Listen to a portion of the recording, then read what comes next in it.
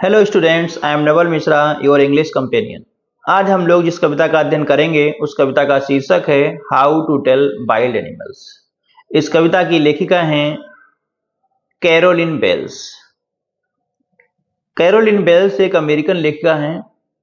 इनका जन्म 18 जून 1862 को हुआ था। इनकी मृत्यु 26 मार्च 1942 को हुई थी। यह हास्य कविता जंगली जानवरों की पहचान के लिए कुछ खतरनाक तरीके सुझाती है। अब बिना देरी के हम लोग कविता को शुरू करते हैं। कविता शुरू होती है, if ever ever you should go to chance. If ever you should go to chance, यदि आपको कभी भी चांस मिलता है, आपको मौका मिलता है, to go to jungles in the east, पूरब के जंगलों में जाने का यदि आपको कभी मौका मिलता है, and if there should to you advance, और वहां आपका सामना हो जाता है किसी ऐसे जानवर से जो आपकी ओर आ रहा है, लार्ज एक बड़ा जानवर है, एंड टानी बीस्ट और हल्का पीले भूरे रंग का जानवर है। If he roars at you, यदि वह आपको देख करके दहाड़ता है, इतनी तेजी से दहाड़ता है, यू आर डाइंग कि आप मरने जैसी स्थिति में आ जाते हैं, यू विल नो आप समझ जाइए, it is the Asian lion कि एशिया का शेर है, एशियाई शेर है। अगले स्टेंजा में कवियत्री टाइगर के बारे में बता रही है। Or if some time when roaming round, कवियत्री कहती है यदि आप कहीं रोमिंग कर रहे हैं, आप भटक रहे हैं, a noble wild beast greets you, एक बहुत ही शाही जानवर, शाही प्राणी आपका स्वागत करता है, आपके सामने आ जाता है, विद ब्लैक स्ट्रिप्स जिसपे काली धारियां हैं, ऑन येलो ग्राउंड पीली बॉडी में, अर्थात जिसकी त्वचा पीले रंग की है और उस पीले रंग की त्वचा पर धारियां पड़ी हुई हैं काले रंग की, ऐसा जानवर तुम्हें कोई दिखाई देता है, the simple rule may help you learn, तो आप साधारणता पहचान जाएंगे, आप जान जाएंगे, द बंगाल टाइगर टू डिशन कि आपका सामना, आपकी मुठभेड़ बंगाल टाइगर से हुई है। तीसरे स्टेंजा पर ध्यान देंगे। If strolling fourth a beast you view, यदि आपको स्टोलिंग करते हुए कहीं एक ऐसा जानवर दिख जाए, whose hide with spots is pepper, जिसकी त्वचा पर धब्बे पड़े हुए हों, as soon as he has left on you, और जैसे ही वह आपके ऊपर उछले, छलांग लगाए, यू विल नो आप जान जाएंगे, इट इज द लेपर्ड कि ये लेपर्ड है। It will do not good to roar with pain, अब कुछ भी नहीं होगा, आप कितना भी रोएं चिल्लाएं, कितना भी आप दर्द महसूस करें, he will only leap and leap again, वह बार बार आपके ऊपर उछलता रहेगा, लेपर्ड आपके ऊपर बार बार उछलता रहेगा। अगला स्टेंजा देखें।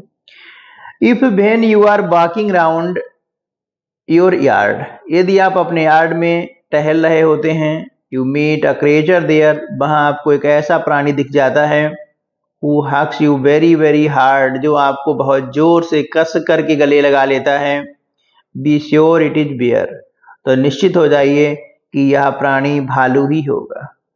If you have any doubts, अगर तुम्हें कोई भी डाउट है, अगर तुम्हें कोई भी संदेह है, आई गेस मैं अनुमान लगाता हूं, he will give you just one more cares, वह फिर से आपको एक बार गले लगा लेगा, यदि आपको थोड़ा सा भी संदेह है तो वह आपको फिर से गले लगा लेगा, आपको फिर से दोबारा प्यार से आपको स्पर्श करने की कोशिश करेगा।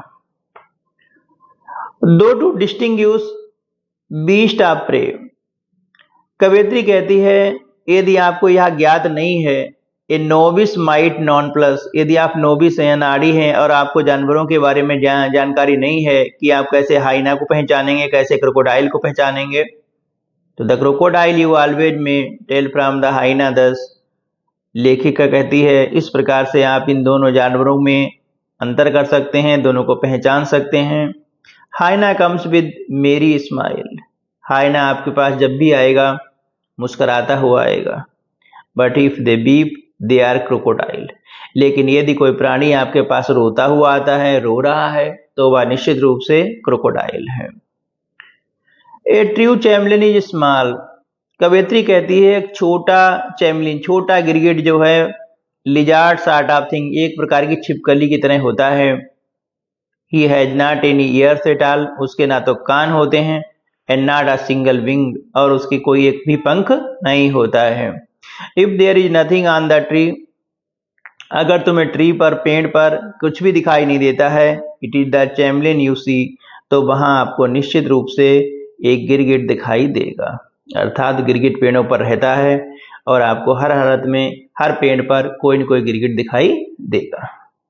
अब पहले इस कविता के कुछ माने समझ लीजिए, देखें, ध्यान दें। पहली लाइन में ध्यान देंगे, एवर लिखा हुआ है। एवर, एवर का मतलब होता है कभी, और अगर हम लोग इसमें एन जोड़ दें हो जाए नेवर, तो इसका अर्थ हो जाएगा कभी नहीं। अगला वर्ड है बाई चांस। बाई चांस का मतलब होता है संयोगवश। जंगल का मतलब होता है बूट। ईस्ट का मतलब होता है पूरब। एडवांस का मतलब होता है आगे बढ़ना। लार्ज का मतलब होता है विशाल। टॉनी का मतलब होता है पीला भूरा। बीस्ट का तात्पर्य होता है जानवर। नो का मतलब होता है जानना। नो का मतलब होता है जानना। अगले स्टेंजा पर ध्यान देंगे। और रोमिंग का मतलब होता है भटकना। स्ट्रिप्स का मतलब होता है पट्टियां। येलो का मतलब होता है पीला। सिंपल का मतलब होता है साधारण। टाइगर का तात्पर्य होता है चीता।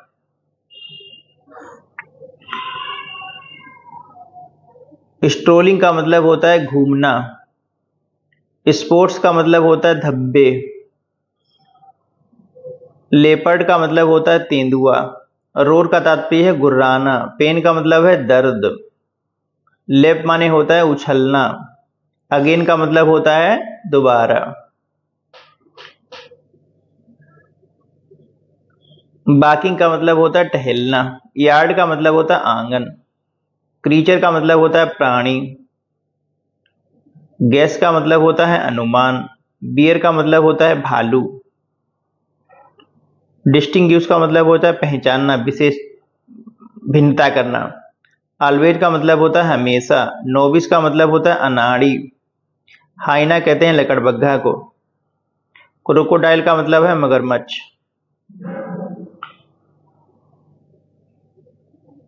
चैमलिन का मतलब है गिरगिट। स्मॉल का मतलब छोटा। लिजार्ड का तात्पर्य है छिपकली। बिंग माने होता है पंख। सी माने होता है देखना। ये तो माने रहे। अब देखें इस कविता से पूछा क्या जाएगा। कविता से क्वेश्चन पूछा जा सकता है। पेपर में कविता से क्वेश्चन पूछा जाएगा। एक छोटा सा स्टेंजा दिया होगा, उस स्टेंजा के नीचे 2 क्वेश्चन दिए होंगे। उन 2 क्वेश्चन के जवाब आपको आपकी जो ओएमआर मिलेगी उस ओएमआर में करने होंगे। ऑप्शन दिए होंगे 4-4। तो 2 क्वेश्चन आ सकते हैं इसमें। एक यह क्वेश्चन हो सकता है, जो कविता जो आप लोगों ने पढ़ी है इस कविता का टाइटल का है। तो कविता का टाइटल क्या है? कविता का टाइटल क्या है इसका, जो हम लोगों ने अभी पढ़ी है?